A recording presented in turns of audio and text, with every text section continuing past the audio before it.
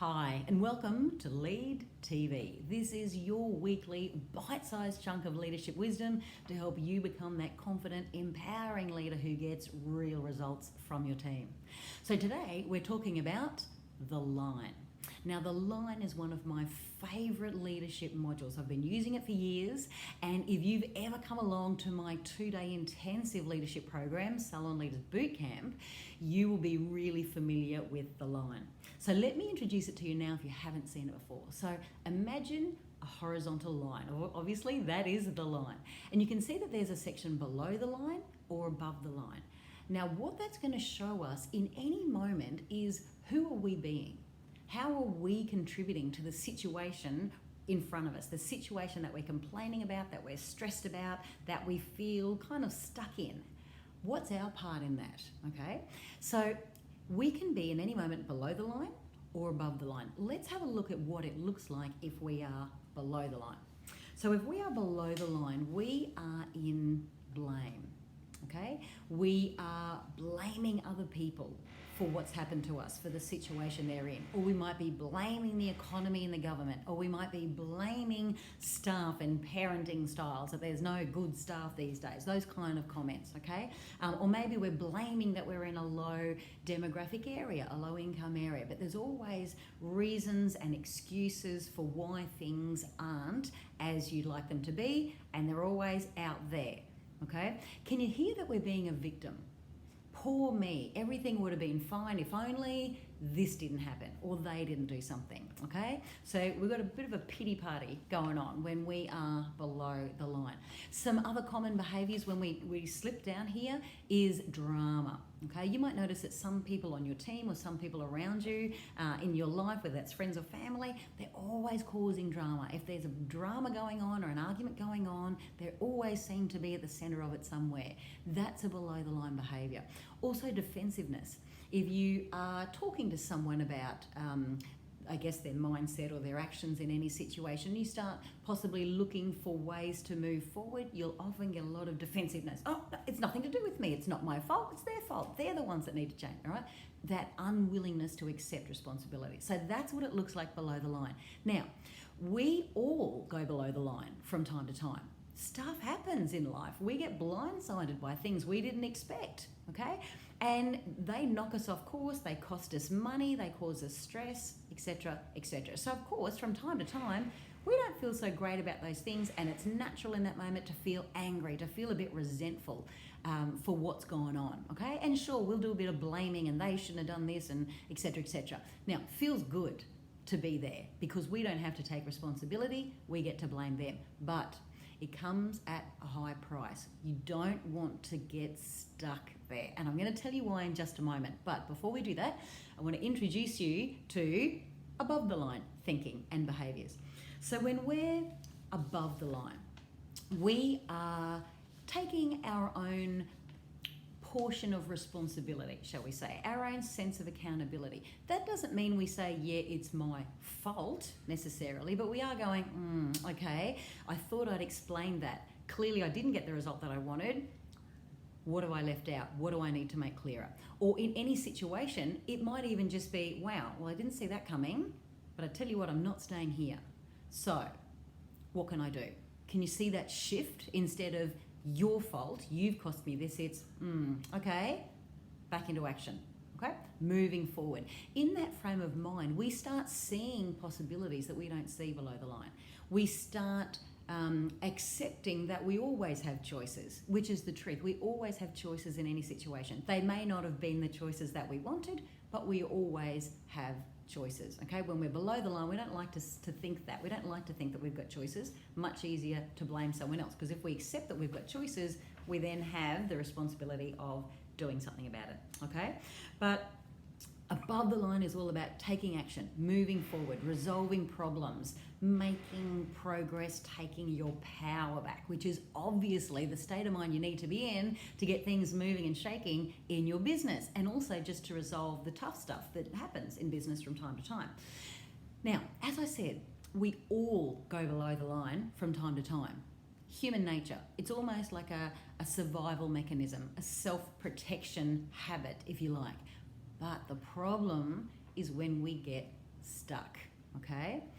That lovely warm feeling we get from playing the victim, okay, comes at a really high price. And that price is getting stuck. It could be the price of the damage to a business or a relationship. It could be losing a staff member because we didn't deal with a problem. Or maybe we were just, cranky and, victim oriented all the time, and we just didn't create a nice environment for them to work in. So they thought, well, this is not fun. I'm out of here, all right?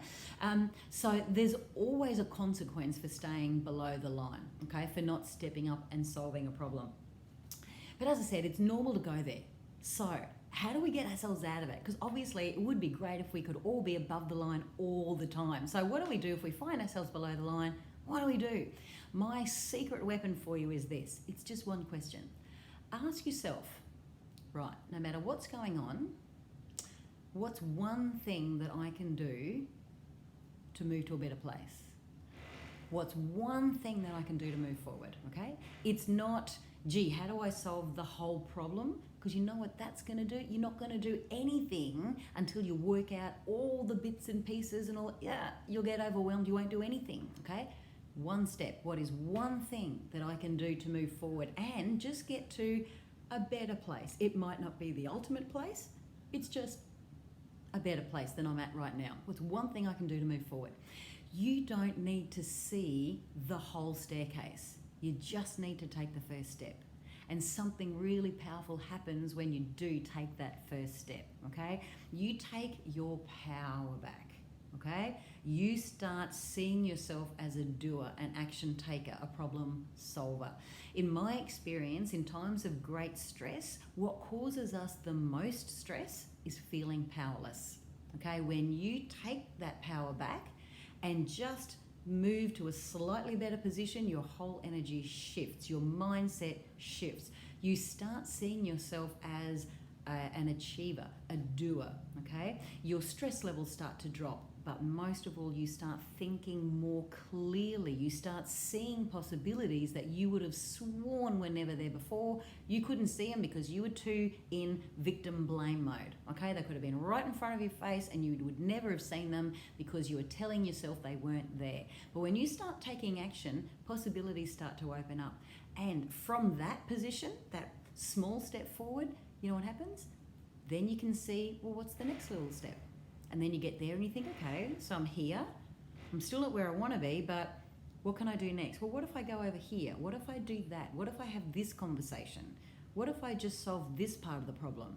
Okay? So any journey starts with one step. You've just got to take on that mindset of action and accountability. Doesn't mean I caused it. It doesn't matter who caused it. This is where we're at, guys. Do you want to stay here? No. Well, guess what? If it is to be, it's up to me. Let's get going. What's one thing that we can do to move forward? And that sense of self-awareness, I believe, is one of the most important skills that we need to develop as really empowering leaders and effective leaders. That sense of self-awareness that we notice ourselves, we notice our own thoughts. So when those below the line thoughts creep in, that blame, poor me, victim, defensiveness, not my problem, I can't do anything, right? Drama. Whenever we notice ourselves slipping into those patterns, we stop ourselves and go, stop, okay, what's one thing I can do to move forward? Or how could I approach this from a more positive perspective? Okay, we have to notice ourselves, all right? So just work on that sense of self-awareness. Notice yourself slip below the line, stop, what's one thing I can do to move forward? And the last thing that I'd love to encourage you to do in using this model is introduce your team to it, because again, powerful things start to happen when everyone in your business, everyone in your team is playing above the line, okay? So introduce your team to the line. Show them that. It shows us, well, who am I being in this situation? Irrespective of what anyone else is doing, who am I being? How am I thinking? And how might that be contributing? I've got quite a number of clients now who, having been introduced to this model, have actually put a line on their wall in their back room. So a nice wide bit of tape or fabric or something, they've just created a line. And then they've stuck words on the wall below the line, like blame, defensiveness, not my fault, I'm just not a morning person, don't talk to me until I've had my first coffee, blah, blah, blah, right? All of that below the line negative thinking. That's what's stuck below the line. Then above the line, we put words like accountability, what can I do? If it is to be, it's up to me. Proactivity, possibilities, options, achievement. We put those kinds of words above the line. That starts to get your staff understanding that they have choices in how they think. They have choices in how they react to situations. And here's the best bit. In your team meetings or whenever you're discussing a problem or a challenge or something that went pear-shaped the day before that you really have to fix, or a new system you've got to come up with, you say to your team, okay guys, we're going to need some above the line thinking here. How can we approach this from above the line? Okay, instantly it indicates to your team, don't come back to me and say it can't be done. Don't be telling me it's not your fault, it's not your job. We need above the line thinking on this, okay? And also if you do happen to have a staff member, as we will from time to time, who says those things, well, it's not my fault, she shouldn't have done that, or client shouldn't have, then your response is, okay, so how could we approach that from above the line? How could we look at that situation with above the line thinking? How do we move forward from there? What's a better place? See what you're doing? Teach your staff to think above the line. So guys, I hope that has been really valuable for you. This, as I said, is one of my most valuable, important models. It's one of my favorite tools. And I think that to be a really effective leader, we've got to be super aware of our own behavior and develop that sense of self-awareness. So I hope that's been super valuable for you. Now guys, if you're sitting there listening to this going, yeah, you know what? I need to work on that. I don't have those conversations with my team. I'm scared to talk about stuff. I just kind of look the other way. Or if you're thinking, I can see other people in my industry thriving. I want that.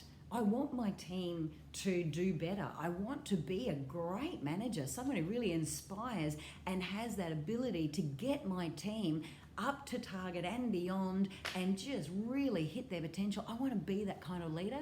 If that's you, then guys, this is what you need to do.